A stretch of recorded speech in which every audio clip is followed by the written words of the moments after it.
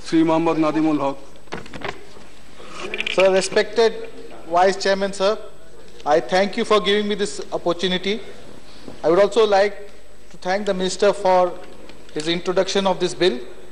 Sir, in a rapidly globalizing world, with technology taking center stage, the higher education sector for a country like India needs to push its youth population to not only change but rather reform the practices to become relevant in a global setting. Thus, the existing laws governing higher education in India needs to be reformed. Before going into the specifics of this bill, sir, I would like to share one of my thoughts with the Minister.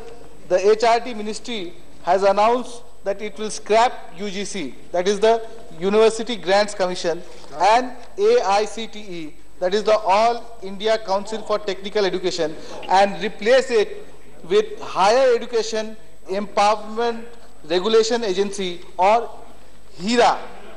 However, private institutions must play a positive role in nation building through quality higher education backed with quality research. New HERA must therefore be sensitive to these aspects. Institutions like Harvard, Stanford, Oxford, MIT, etc. earned their status of world-class not through government guidelines or regulations, but on their own remarkable and time-tested policies for quality enrichment. It is time for higher education in India to find its proper place at a global level. Sir, now coming to this bill specifically, I do have some concerns which I'd like to share with this House. Firstly, sir, I agree with the fact that IIMs have been given institutional autonomy in terms of funds, administration, and recruitment of staff. However, this bill does not talk about academic freedom. For example, most IIM administrators direct their faculty to publish in North American research journals, where publishing with Indian data is an overwhelming task. And this is done by the IIM's administrators for promotion. So is this academic freedom, I ask? The peril of IIM bill, which replaces government power with new internal powers, that is the institute board, is that at least the government power was accountable to the people vis-a-vis Parliament, CAG, CBI, CBC, CIC, etc. However, the self-appointing board now is not accountable, and the whole thing has become more opaque. Sir, with full autonomy and no state control, academic freedom would be seriously endangered. My submission before this House and to the concerned minister is to have a balance between institutional autonomy and academic freedom. Secondly, sir, in the most recent budget, the share of higher education was a meager 1.5%. So, with this small amount, how will the government be able to maintain the quality of IIMs? Even though the expenditure of IITs and IIMs have increased, but the Standing Committee report in March 2017 states that these institutions have chronic shortage of funds that deter them from becoming world-class institutions. Sir, further, as per the 2017 Financial Times rankings too, only 3 IIMs feature in the list of top 100 management schools in the world. So if you are declaring IIMs institutions of national importance, the expenditure towards higher education must also increase. Thirdly, sir, the present government established a higher education financing agency, the HEFA.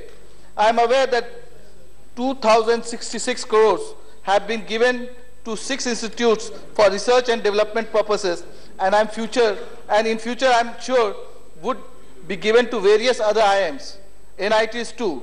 However, HEFA may not work practically. These institutes are given loan and not grants, and hence these institutes have to pay from their internal resources. This will make education and other expenses in these places more expensive, as authorities would now start exploring ways to increase internal revenues.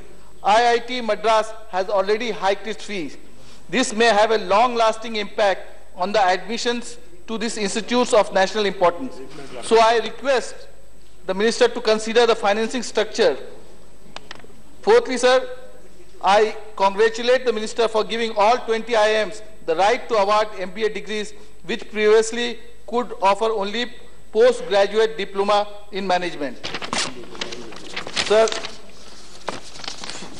next, sir, while this bill grants autonomy to an institution of higher learning, we must caution the government to avoid constant interference in primary, secondary, and higher school education.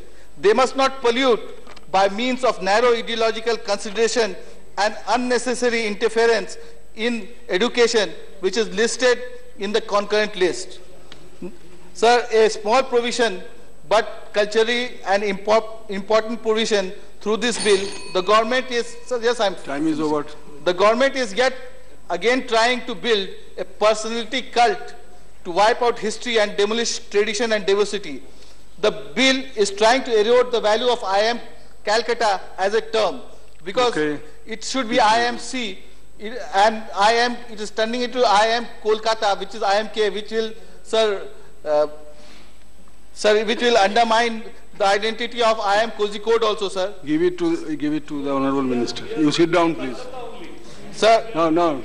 I end, sir, by saying, sir, management education is important in a country, and I hope that the government takes this issue into consideration and see them as bolstering the potential of this institute, thus addressing these issues will drive our nation forward and give management leaders to India that it deserves. Thank you. Thank you, sir.